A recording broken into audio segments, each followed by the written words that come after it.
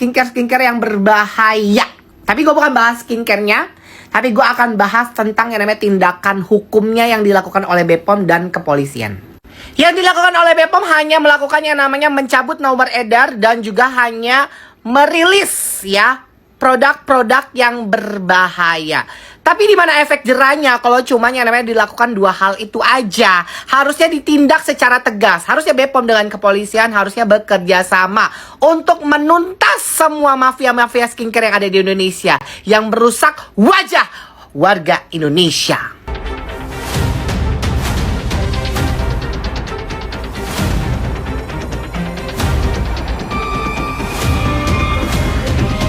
Ada apa nih rame-rame di BPOM? Guys, BPOM sedang menyelenggarakan kegiatan dialog interaktif Kepala Badan POM dengan para influencer dan konten kreator tentang penanganan kosmetik ilegal. Nah, Badan POM juga mengajak influencer berkolaborasi nih guys, mengedukasi masyarakat terkait kosmetik yang aman dan peningkatan daya saing produk dalam negeri. Tapi itu justru menambah semangat bagi kami untuk bekerja. Bukti bahwa kami bekerja. Prof. Dr. Taruna Ikrar M. Diomet, PhD yang luar biasa. Terima kasih Doktif diundang di sini luar biasa. Sekarang Prof. Di sini sebenarnya apa yang Doktif lakukan itu adalah produk seperti ini juga itu sebenarnya sudah Doktif lakukan dari Black. Apresiasi yang luar biasa untuk BPOM yang sudah bekerja keras untuk menindak kosmetik abal-abal guys. Kiranya upaya BPOM ini dapat lebih disebarluaskan kepada masyarakat agar lebih mandiri dalam menggunakan kosmetik secara aman. Di acara BPOM.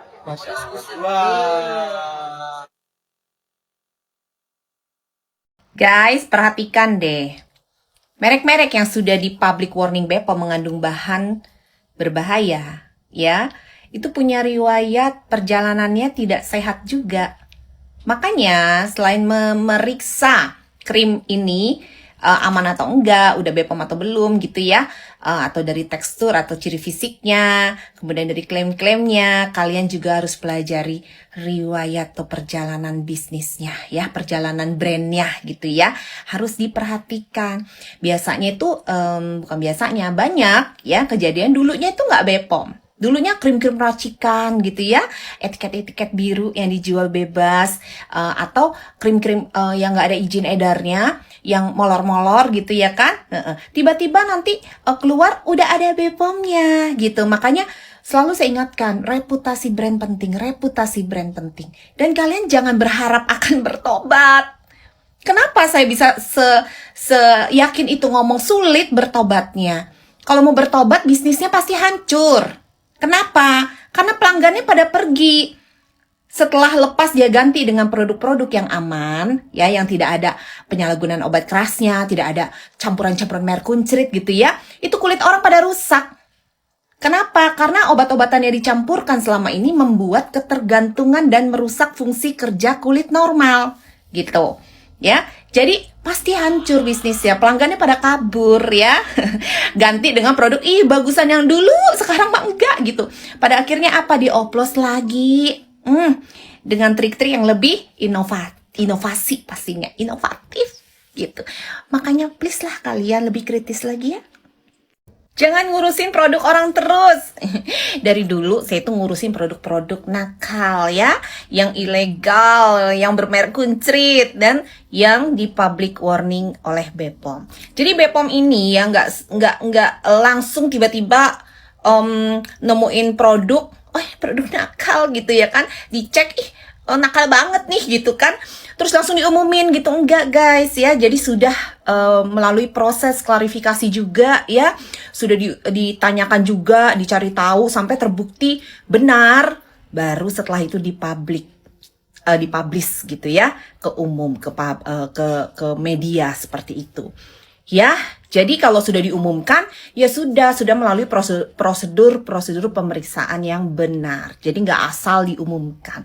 Makanya BPOM kalau ngumumin lama ya, penemuannya bulan apa nanti baru diumumin sekarang. Nah yang kemarin itu yang heboh ya tanggal 15 itu kan penemuan di bulan Desember ya, akhir tahun 2025 gitu.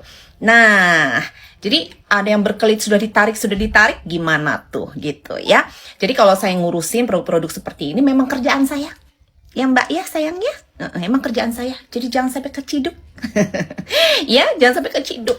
Karena yang nakal-nakal masih banyak, nggak cuma yang dipublish itu, ya masih banyak. BPOM ini kerjanya masih berat gitu. Banyak masih yang nakal-nakal. Tapi tugas saya mau minterin kalian dari bahan-bahan yang lihat ya, itu bahan apa saja yang ditemukan. Sekarang BPOM seneng banget saya sudah mempublish steroidnya. Ya, biasanya cuma hidroquinon, retinoid acid gitu ya, atau bahan-bahan pewarna gitu. Sekarang sudah ada nih, dexamethasone sudah keluar, mometasone sudah keluar gitu ya. Semoga kedepannya dikeluarkan semua, karena banyak banget korban dari penyalahgunaan obat steroid ya. Harus pintar ya kalian ya, ikuti konten-konten saya berikutnya tentang bahayanya penyalahgunaan obat keras. Lagi rame banget yang namanya tentang rilisan BPOM ya, skincare yang berbahaya. Tapi gue bukan bahas skincare-nya, tapi gue akan bahas tentang yang namanya tindakan hukumnya yang dilakukan oleh BPOM dan kepolisian. Yang dilakukan oleh BPOM hanya melakukan yang namanya mencabut nomor edar dan juga hanya merilis ya produk-produk yang berbahaya. Tapi di mana efek jerahnya kalau cuma yang namanya dilakukan dua hal itu aja? Harusnya ditindak secara tegas. Harusnya BPOM dengan kepolisian harusnya bekerja sama untuk menuntas semua mafia-mafia skincare yang ada di Indonesia yang merusak wajah warga Indonesia. Harusnya ditindak secara hukum. Menurut pasal nih ya yang gue baca ya, menurut pasal 138 ayat 2 tentang kesehatan ya, pidana penjara maksimal 12 tahun atau denda hingga 5 miliar bagi yang memproduksi dan mengedarkan produk yang tidak memenuhi standar keamanan, khasiat dan mutu. Jadi buat kalian para konsumen bisa yang namanya lapor ke pihak berwajib. Karena apa? Karena di negara kita ini harus ada yang melaporkan. Baru apa? Baru yang namanya tindakan hukum itu bisa berjalan seiringan.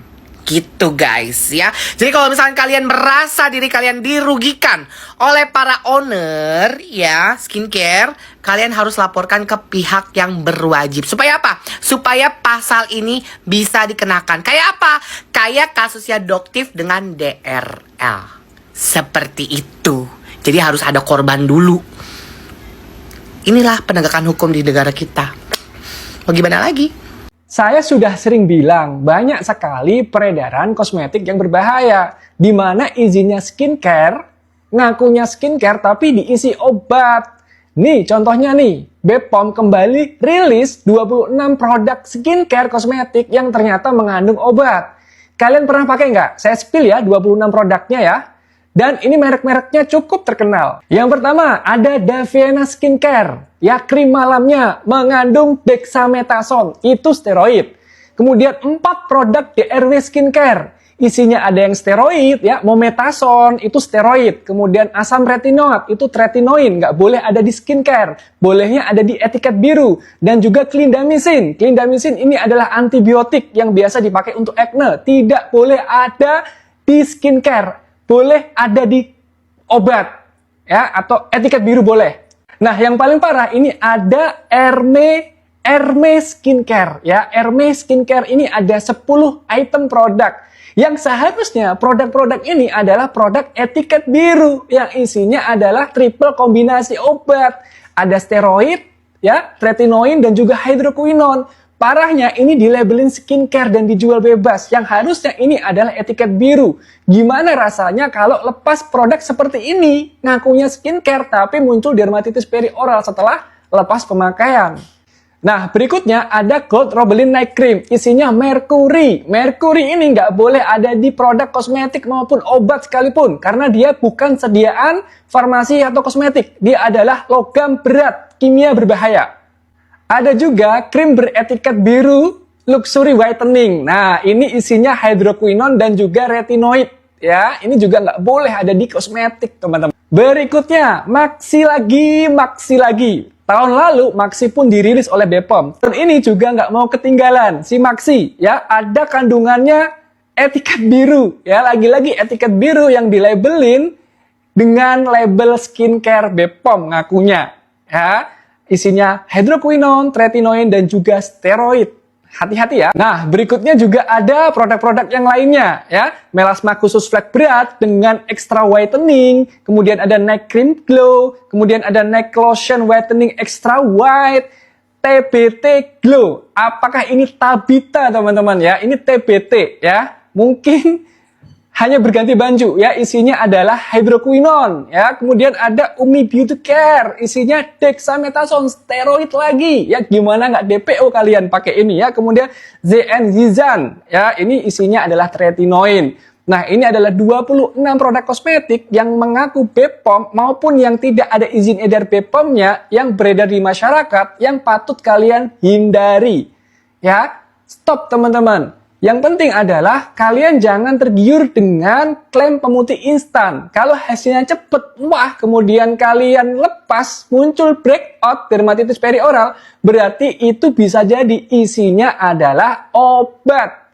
Coba kalian cek skincare kalian, coba jangan pakai, terutama krim malamnya, 3-5 hari. Apakah muncul breakout atau tidak? Kalau muncul breakout dermatitis perioral, jangan-jangan isinya steroid.